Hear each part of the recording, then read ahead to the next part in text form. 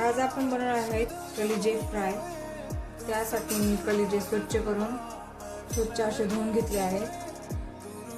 एक छोटा तुकडा अद्रकचा घेतला आहे, अर्धा चमचा तिखट घेतला आहे, हे चिकन मसाला घेतला आहे मी 1 चमचा, छोटीशी मिरची घेतली आहे, अर्धी वाटी लसूण घेतला आहे आणि अर्धा चमचा हळदी पावडर, चवीनुसार मीठ, भरपूर सारी अशी कोथिंबीर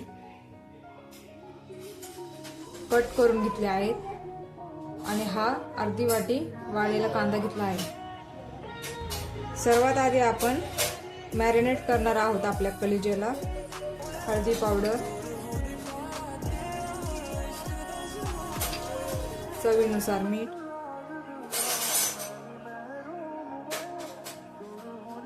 आणि अद्रक लसूण आणि थोडीशी कोथिंबीर कुटून यात टाकणार आहोत। बघू शकता मी अद्रक आणि लसूण थोडं कुटून टाकलं आहे, थोडीशी कोथिंबीर टाकली आहे। हे सर्व एकजीव करून एक 10 ते 15 मिनिटे झाकून ठेवूया, म्हणजे छान असं मॅरिनेट होईल आपलं। कढई ठेवली आहे तापायला, तेल घालून घेऊया आपण।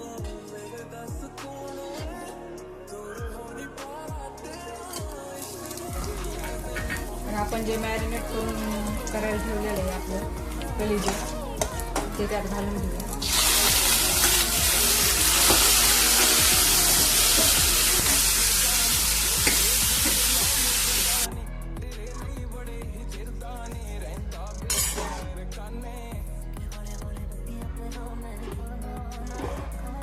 आणि थोडंसं गरम पाणी ऍड करूया,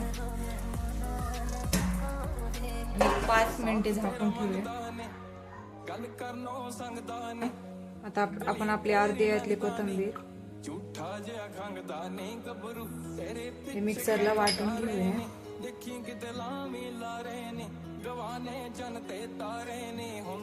बघू शकता मी मिक्सरला वाटून घेतला आहे।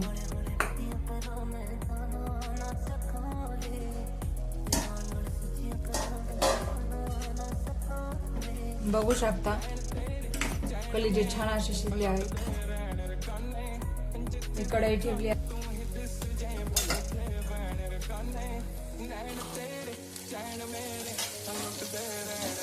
आता आपण त्यात टाकणार आहोत थोडासा चिकन मसाला।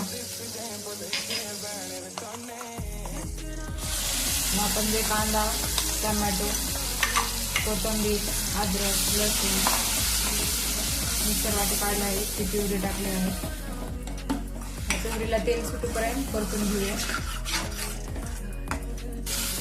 आपल्या ग्रेव्हीला तेल सुटायला आहे, आता आपण टाकणार आहोत आपले कलिजे।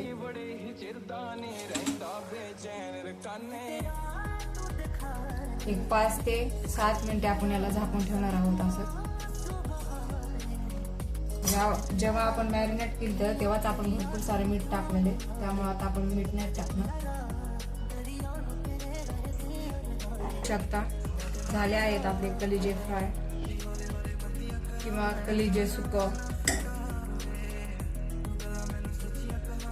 शकता आपले कलिजे फ्राय किंवा कलिजे सुकं